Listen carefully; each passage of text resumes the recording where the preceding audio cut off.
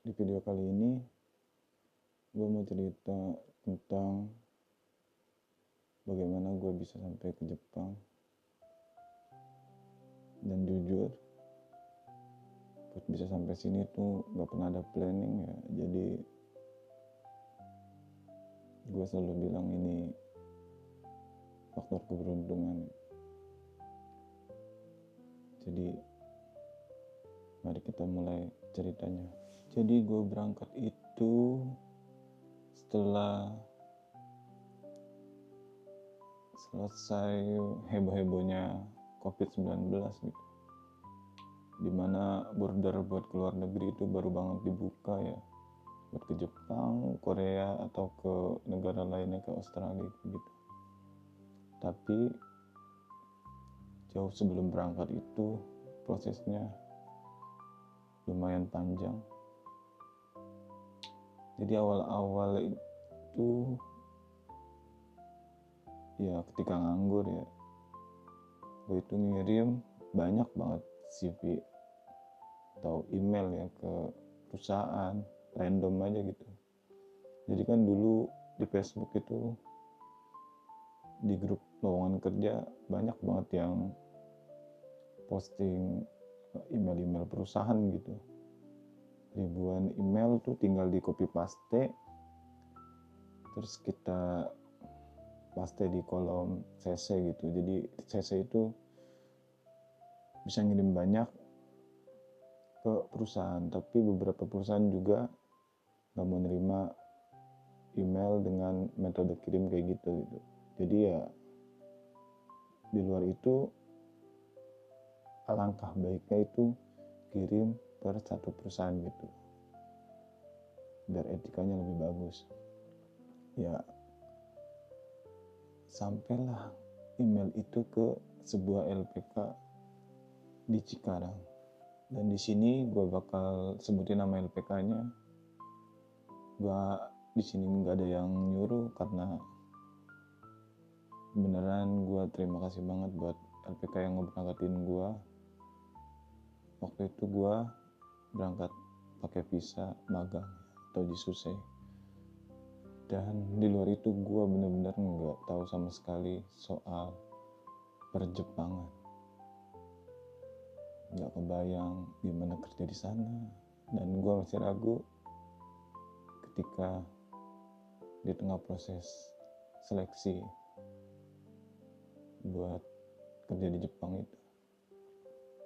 Singkat cerita, gue dapat panggilan ya dari Minori Cikarang, dan di sana tersedia dana talang gitu. Jadi kita semua dibiayain dari awal sampai kita kerja, sampai nerima gaji, dan kita udah punya penghasilan di Jepang, bisa kita bayarkan gitu tanpa ada jaminan apapun gitu. Jadi menurut gue itu sih yang bikin gue maju terus buat ikut seleksinya gitu ya. Karena waktu itu juga posisi masih kerja, sampai orang tua itu support, tapi gue sendiri yang ragu gitu mau lanjut apa enggak. Jadi buat tesnya itu kayak masuk perusahaan di Indonesia pada umumnya. Jadi tes pertama itu ada psikotes ya. Waktu pas gue itu di iPad gitu, cuma bentuk soalnya sama aja kayak masuk perusahaan umum di Indonesia gitu. Yang ikut juga banyak,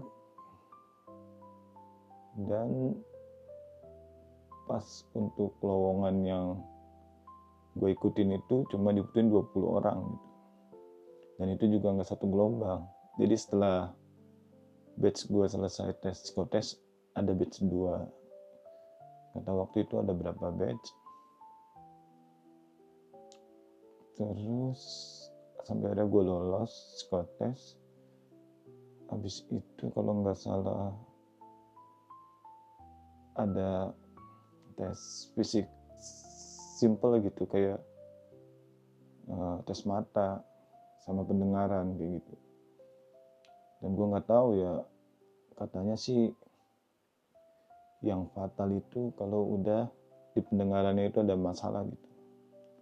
Kalau mata beberapa masih bisa ditoleransi gitu, karena mata gue juga minus. Waktu itu tuh kanan kiri itu, kanannya 0,75, kirinya 0,5. Dan gue juga jujur sama pihak penyelenggara di Minori kalau mata saya minus.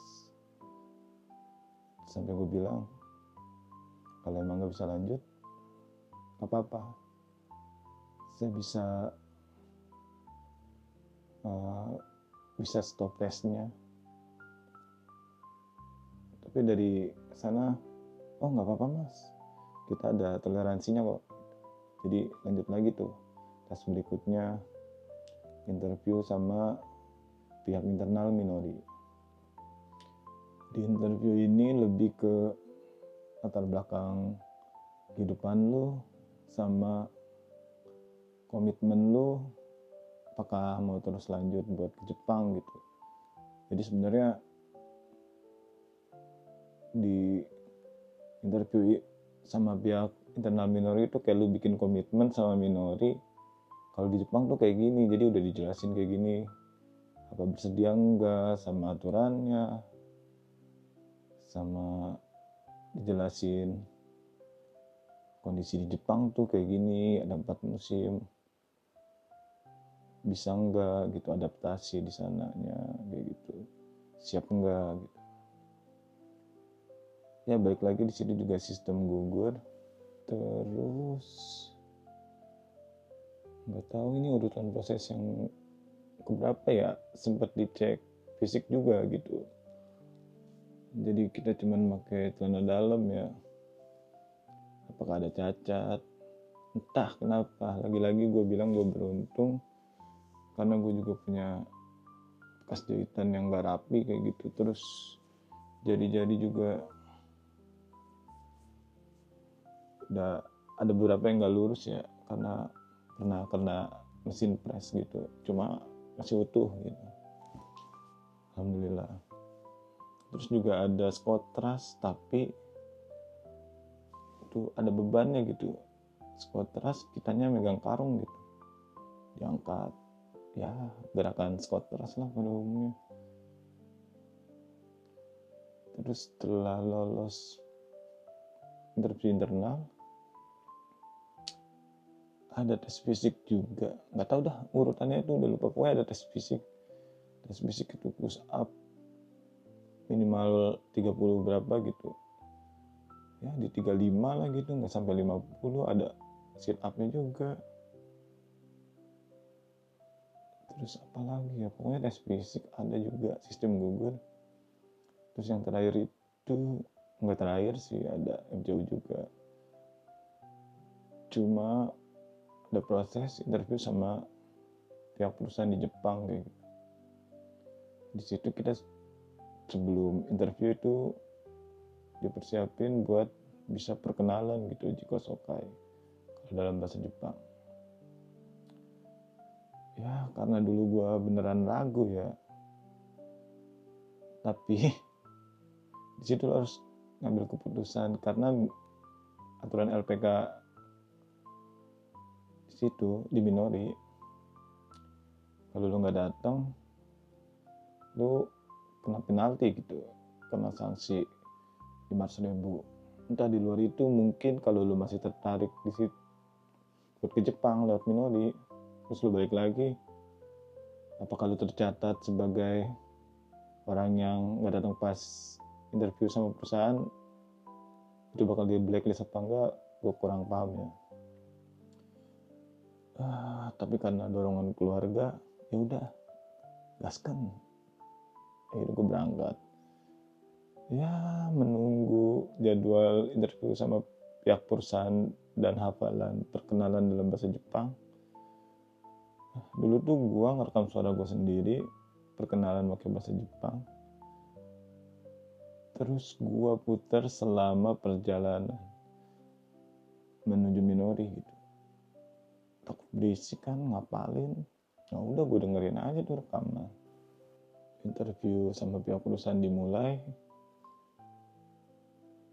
dan yang bikin lumayan kaget sih, sebelum interview disuruh push up 10 kali kalau nggak salah. Setelah push up kan tuh napas masih berat kan, langsung ditanya, ya kalau dari pertanyaan di luar perkenalan itu ada translator ya, jadi pihak LPK udah nyiapin translator, kita jawabnya pakai bahasa Indonesia.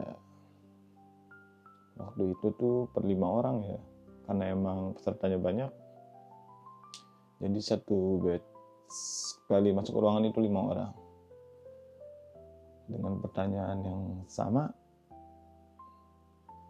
Jadi kalau pas gue itu disuruh milih, kayak misalkan teman atau uang, nah 5 orang itu bakalan punya jawaban beda-beda, terus alasannya apa, kayak gitu. Sampai akhirnya lolos. Terus medical check up, alhamdulillah lancar ya, tapi waktu itu ada satu yang hasil medikalnya itu TBC, jadi nggak bisa berangkat. Nah, waktu itu juga gue baru tahu ya, ternyata sistem seleksinya itu hampir di LPK itu kayak nyediain cadangan gitu, manakala ada peserta yang hasil medikalnya nggak lolos gitu, nggak layak buat berangkat. Jadi bakal ngegantiin orang yang gagal itu. Sampai akhirnya medical lolos. Terus karena pada saat itu corona dan sistem LPK di situ itu asrama, jadi selama pendidikan tuh kita nginep. Nggak tahu dulu apakah dibolehin pulang per minggu, tapi kan dulu rata-rata perantau ya, sedangkan sendiri orang Bekasi. Ya beberapa temen sih main ke asrama kayak gitu, karena beneran waktu itu karena permintaan perusahaan dari Jepangnya itu harus belajar di asrama atau di minorinya langsung gitu, di LPK-nya langsung. Di luar itu yang lain tuh, perusahaan lain tuh online gitu, belajarnya via Zoom. Sampai akhirnya perusahaan minta kalau bisa level bahasanya ditingkatin, terus ikut ujian gitu, semuanya dibayarin, per bulan juga dapat uang saku ya. Ya lumayan lah, nggak enak gitu kalau nyebutin nominal. Pokoknya waktu itu hampir 6 bulanan ya, karena ketidakpastian pembukaan border ke Jepangnya gitu, makanya bisa sepanjang itu, padahal estimasi pemberangkatan tuh 4 bulan. Atau perusahaan lain juga kayak gitu semua, bahkan ada juga kalau di luar corona itu 3 bulan bisa berangkat ke Jepang gitu. Jadi sistem belajar di LPK itu, di situ ada ketua asrama ya, kayak ketua rombongan itulah gitu. Dan itu biasanya pada perusahaan, karena cuma rombongan kita doang yang offline, jadi ya semua fasilitasnya rada leluasa buat dipakai gitu. Tapi untuk situasi yang normal sih biasanya dengan dapur umum yang ada itu kadang bener-bener rame banget gitu, tidak mencukupi jumlah peserta yang sebanyak itu gitu.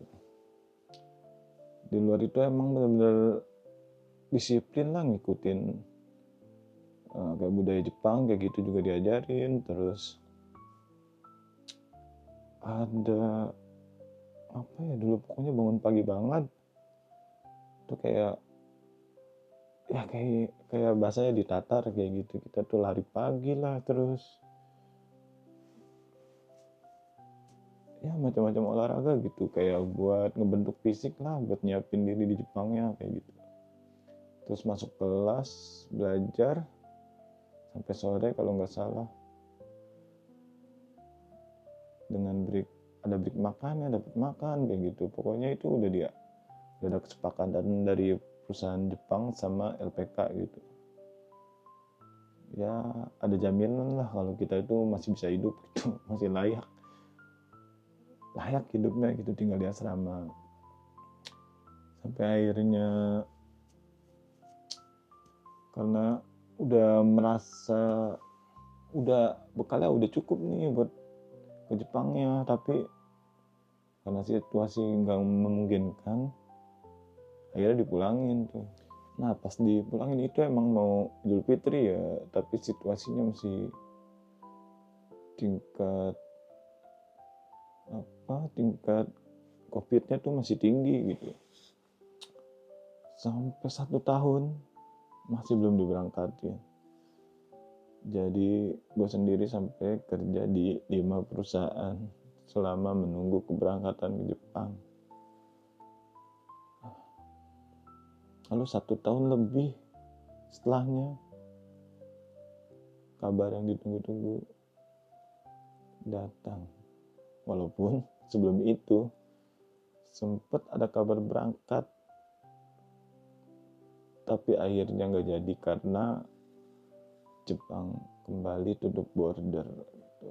Terus di situ malah gue beneran resign gitu. Jadi makanya bisa dalam setahun tuh kerja di 5 perusahaan cuma bukan cuma sih, survive lah gitu. Alhamdulillah rezekinya bagus ya kan. Sampai 1 tahun lebih setelah itu berangkat ke Jepang.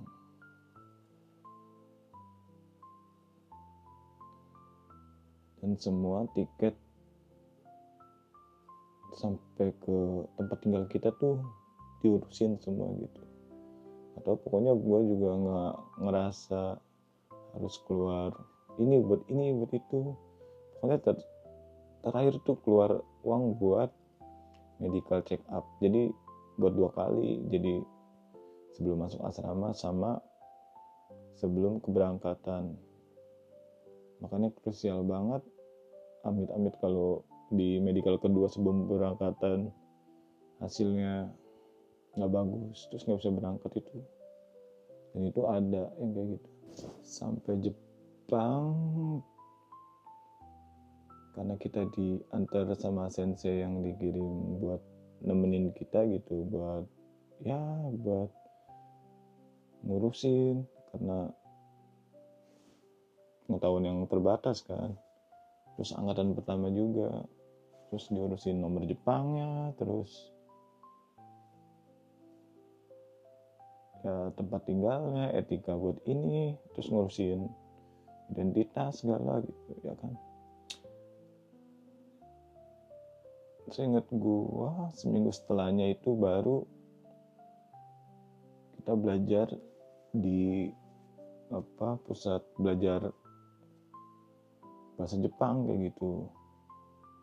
Jadi kita ninggalin tempat tinggal kita tuh apato lah gitu, apartemen yang kita tinggalin lumayan jauh sih dari situ. Masuk asrama lagi yang mayoritasnya orang Vietnam, karena pengurus asrama juga orang Vietnam. Cuma sensei atau guru yang ngajarin gitu beneran orang Jepang ya. Belajar selama sebulan gitu sebelum mulai masuk perusahaan. Ya kayak Fukusu gitu. Cuma di situ yang paling dilatih tuh telinga gitu. Jadi kita dengerin langsung dari orang Jepang kayak gitu. Pertama kali kan. Segitu aja udah ngerasa kok kayak kecepetan. Padahal di titik ini juga ya udah biasa gitu dengerinnya. Jadi segitu aja perjalanan gue bisa sampai di sini. Next mungkin gue bakal cerita soal awal pertama kerja dan sampai bisa jalan ke tahun ketiga. Jadi cerita ini tuh sebenarnya buat achievement gue buat nginget-nginget lagi gitu perjalanan hidup kayak gitu. Ya syukur-syukur bisa ngasih gambaran buat yang pada mau ke Jepang.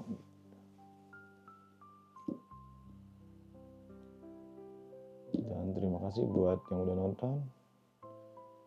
Semoga bisa ngisi jam-jam lu yang kosong kayak gitu. Dan semoga bisa bermanfaat. Sekali lagi, thanks for watching.